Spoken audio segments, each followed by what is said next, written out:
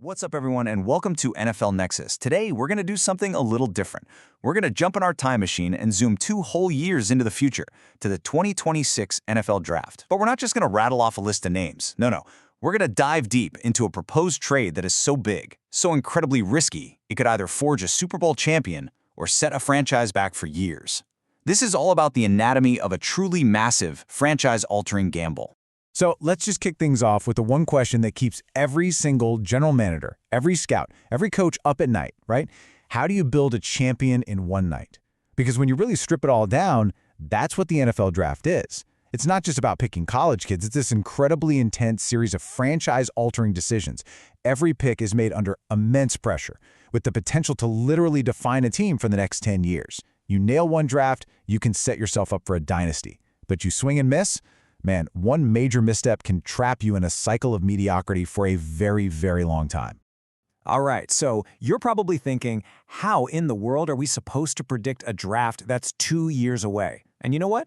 That's a fair question. Well, we've got a secret weapon for this little explainer. We're going to be leaning on a super early and super bold first-round mock draft from Yardbarker. Think of this thing as our crystal ball. It gives us this fascinating sneak peek at the college players who are already on a trajectory to become household names. It's a first look at the future landscape of the league. Look, I get it. A mock draft this early, it's basically an educated guess, a shot in the dark, right? A lot is going to change between now and then. Players are going to burst onto the scene, others might fade away. But here's why this is so cool and so valuable. It's like getting an early look at the blueprints. It shows us which college players are already dominating the conversation, the guys that are on every single scout's radar. And it helps us see how team needs might start to take shape down the line. This right here, this early speculation, this is where the foundation for draft night is laid, long before the commissioner ever steps up to that podium. Okay, enough talk. Let's get to the good stuff. The names, the future stars. We're going to dive into the top of the draft board right now. The absolute elite prospects that the experts believe have the talent to become the future faces of this league. So let's see who's projected to go first. We're going to take our time here and really break down what makes these players so incredibly special.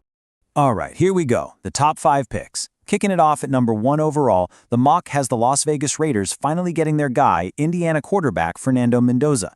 The projection is that he's coming off a Heisman-winning season with 41 touchdowns, and the source even calls his selection a foregone conclusion. For a Raiders team that feels like it's been on a quarterback carousel for years, Mendoza is that potential franchise cornerstone they've been dreaming of. Then at number 2, the New York Jets, a team already built around a nasty, ferocious defense, just get even stronger. They add Ohio State linebacker Arvell Reese, a true sideline-to-sideline missile who can anchor that unit for the next decade. At 3, the Arizona Cardinals do the smart thing. You have a franchise QB, you protect him. They select offensive tackle Francis Mauigoa, who is seen as a dominant day-one starter at left tackle, a true bodyguard. Moving to number 4, the Tennessee Titans grab a certified home run hitter and running back Jeremiah Love. This is the kind of explosive weapon who can change the entire complexion of a game with one single touch. And rounding out the top 5, the New York Giants snag the incredibly versatile safety Caleb Downs, a true playmaker who can line up all over the secondary and just has a nose for the football. So a great mix of franchise quarterbacks, defensive leaders, and elite offensive talent. As we move into the back half of the top 10, the focus really shifts to the trenches and guys who can make an impact on the outside. At number 6, the Cleveland Browns, who already have a terrifying pass rush, add even more firepower with edge rusher David Bailey, just what opposing QBs want to hear.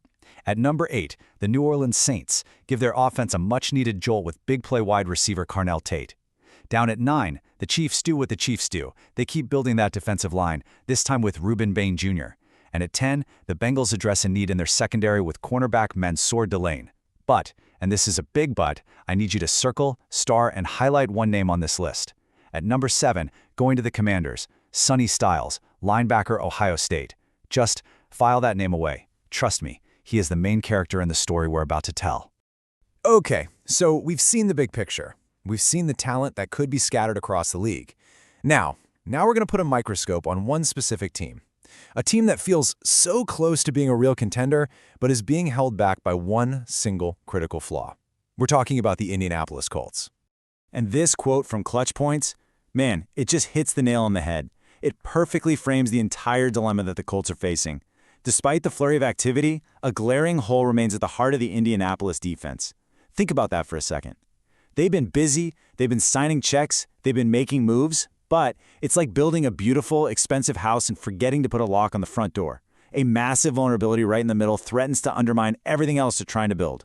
And to really understand this flaw, you have to look at what they did do, because it provides really important context. First, they committed big money to their quarterback, Daniel Jones. Then they re-signed one of his favorite deep threats, Alec Pierce. Clearly, they believe their offense can win them games. Then, on defense, they went out and got tougher and deeper on the defensive line. They brought in veterans like Arden Key, Michael Clemens, and Derek Nottie. They're trying to win in the trenches. They are actively trying to improve. But as you can see, all that work, all those contracts, they just put a giant spotlight on the one massive hole they left unplugged. They've built up the walls of the fortress, but they left a giant hole right in the middle of it. So what exactly is this missing piece? We're not just talking about another body at the linebacker position. No, it's way more specific than that. We're talking about a true defensive alpha. The Colts are missing that dynamic, game-wrecking presence in the second level of their defense. The kind of guy who can erase mismatches, who can cover a tight end down the seam on one play and then blow up a running play on the next. They have a collection of good, solid, respectable players. But they don't have that one guy in the middle that opposing offensive coordinators have nightmares about. They're missing their centerpiece. And this is where things get really interesting. This is where we get to the heart of our story today. The proposed solution is a move that our source material describes as both wild and potentially brilliant. This isn't a safe, logical move. This is the kind of aggressive, all-in, conviction-driven play that can change a franchise's entire trajectory overnight. It's the kind of move that either gets a GM fired or gets a statue built in its honor outside the stadium. There's no in-between. And here it is, folks, the whole shebang, the big gamble. The idea is for the Indianapolis Colts to completely mortgage their future, to package up a king's ransom of draft picks. We're talking multiple first-rounders, probably a day 2 pick, maybe even a player, and to launch themselves aggressively into the top 5 of the draft, to go get that guy we told you to remember, Ohio State linebacker Sonny Styles. Not wait and see if he falls to them, not hope, but to go get their guy, no matter what it costs. Now, to really feel the weight of this move, you have to understand the way the Colts operate. Their general manager is known for being careful, for being methodical. He loves his draft picks. He treats them like gold. He builds slowly, piece by piece. So for him to do this, to trade away a haul of picks for one non-quarterback, the source calls it a philosophical earthquake, and that is the perfect way to put it. It would be a complete 180-degree turn from everything he's ever done, a massive signal that they believe they are just one single player away from being a true Super Bowl contender. So, the big question is why? Why Styles? Why risk everything for one linebacker? Well, take a look at this. This is why it's so tempting. It's a perfect marriage of a desperate need and a unique talent. The Colts need a defensive alpha. Styles is described as a modern defensive chess piece. What does that even mean? It means he's not just one thing. At 245 pounds, with verified elite speed, he can do it all. He can cover a tight end down the seam like a safety. He can blitz off the edge like a defensive end. He can fill a gap against the run like a classic linebacker. He's the queen on the chessboard, the one piece you can move anywhere to counter whatever the offense is doing. And he's not just an athlete, he's a producer. 182 tackles and 7 sacks in his last 2 years in college. He is, on paper, the perfect antidote for the Colts' specific weakness.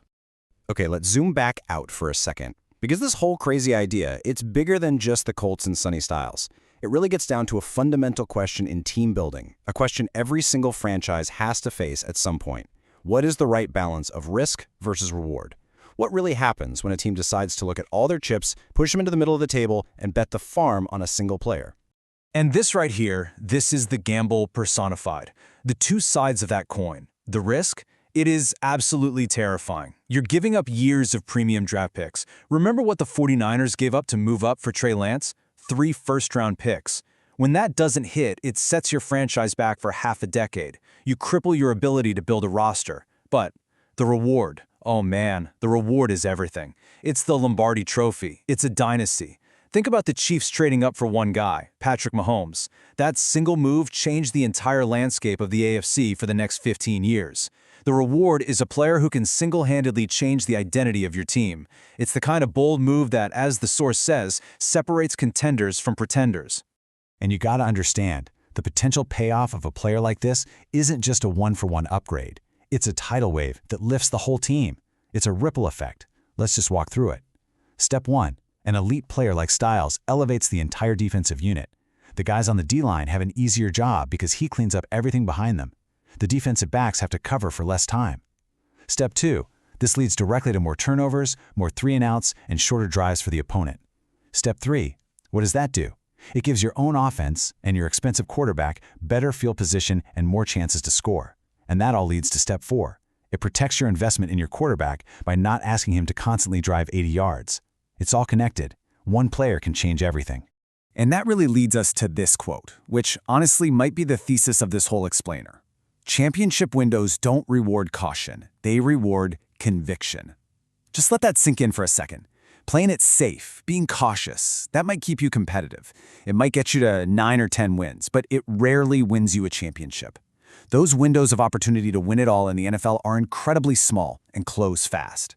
And according to this philosophy, history rewards the teams that act with bold conviction, not the ones that hesitate and just hope a great player falls into their lap. And that's really what it all boils down to for the Colts, and honestly, for a dozen other teams floating around in that pretty good category every year. Do you want to continue to operate in that comfortable middle ground? You know the type. You're respectable, you win some games, you might make the playoffs every now and then. But nobody in the league is truly afraid of you. Or do you take that terrifying leap of faith to try and become something more? To become something dangerous? So we'll leave you with this question. The question that every GM has to answer when they're on the clock and their legacy is on the line. In the NFL draft, is it better to be safe or is it better to be feared? What do you guys think? Is this trade a stroke of genius or is it pure insanity? Drop your thoughts in the comments below. I really want to know what you think. And hey, if you had fun geeking out on this stuff with us, do us a huge favor and hit that like button. And definitely subscribe to NFL Nexus so you don't miss our next deep dive. Your support means the world to us. Oh, and one last thing. If you're looking for a great gift for any of the football fans in your life, young or old, help support the channel by checking out our coloring books. They're perfect for kids, grandkids, or even for you. You can grab them using the link in the description or just scan the QR code right here on your screen. Thanks so much for watching, and we'll see you in the next one.